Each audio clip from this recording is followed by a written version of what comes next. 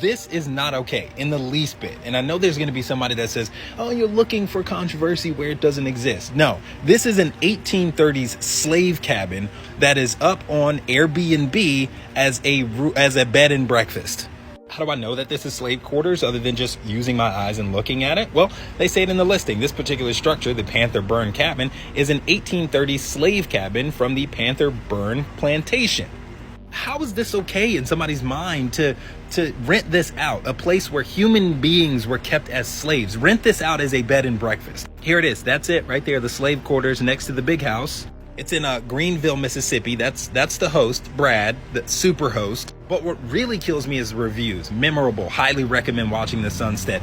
We stayed in the sharecropper cabin and ate in the main house. Enjoyed everything about our stay. The cottage, the history, the tour, the breakfast, and all was great. We stayed in the cabin and it was historic but elegant. A slave cabin is elegant. What a delightful place to step into history, Southern hospitality, and stay a night or two. Cool spot, way better than a hotel. Maybe you're thinking, okay, maybe this will give people insight on how enslaved people had to live, their living conditions. No, not at all. Clawfoot tub, running water, tile, nice lighting fixtures, water, towels, dresser. The history of slavery in this country is constantly denied, and now it's being mocked by being turned into a luxurious vacation spot. This is What's up, guys? It's William from Negro Anime, and I just saw this on TMZ just this morning. What is, well, we got here this situation. Airbnb, well, unknowingly, there was this listing up by Brad, unknowingly by Airbnb, of a slave cabin. It was in the description, but it wasn't actually listed as come and sleep as a slave for a day. It was just a cabin. And let me show you some of the pictures. From the outside, it looks like a slave cabin. When you go inside, it looks a lot nicer, and it's not really painting a picture of how the slave actually lived back then. It's this must be maybe the big house, because I don't think that could all fit in that little cabin. And where you see there's a parking lot here, so this must be the big house.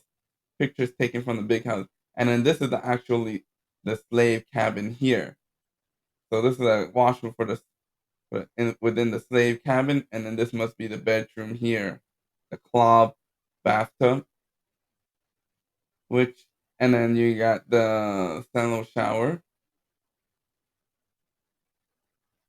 So that's the podium there. So yeah, so this picture would be the big house. So there's two listings here. There's the slave cabin listing, which you'll see with that looks a lot better with the tiles and the white walls. And there's also the slave cabin. So you could either live in the big house where the slave master was living, or you could live here in the cabin where the slaves were. Now I can see why this guy would have a problem with this listing. Some people have problem with this is because the host of this listing is a white person, Brad. That's why they would have a problem with this. But if you go to other historic black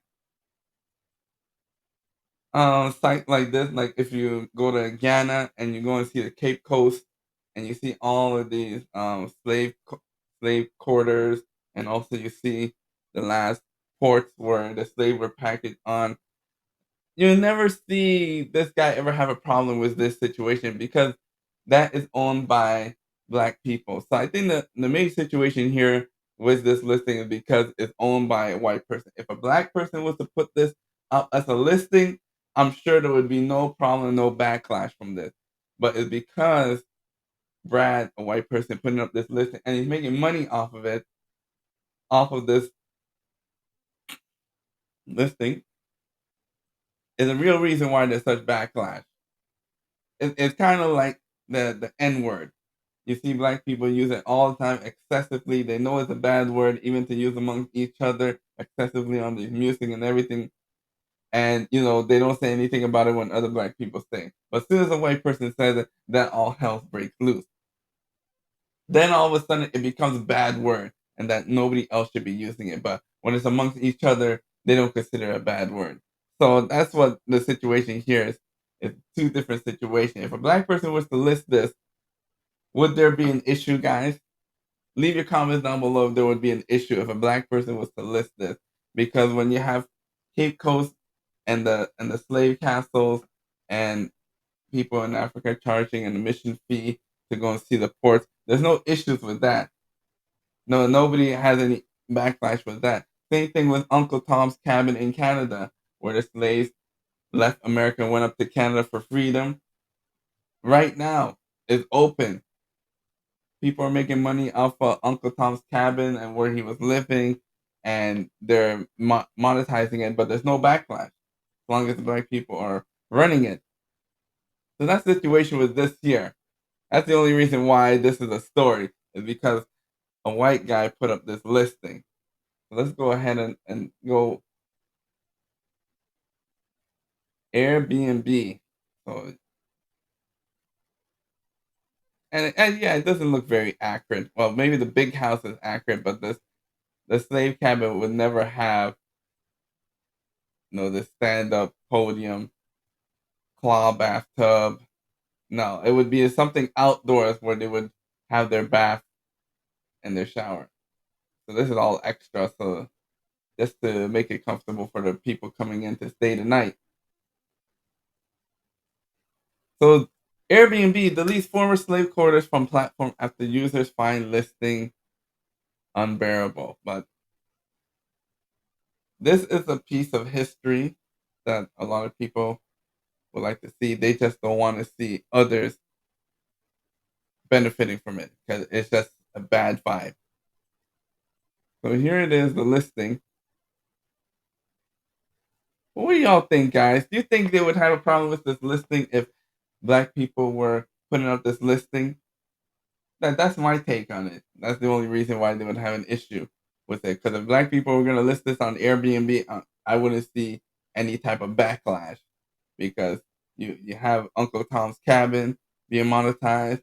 You had the slave in Cape Coast in Ghana that's being monetized. So many different things are being monetized. But as long as the black people are running it, running the museums. Anyways, guys, leave a comment down below. Make sure you like, share, and subscribe. That's all I gotta say about this video. Bye-bye. Please, I don't have any time for any gossip now. Eh? Yes. Look at you.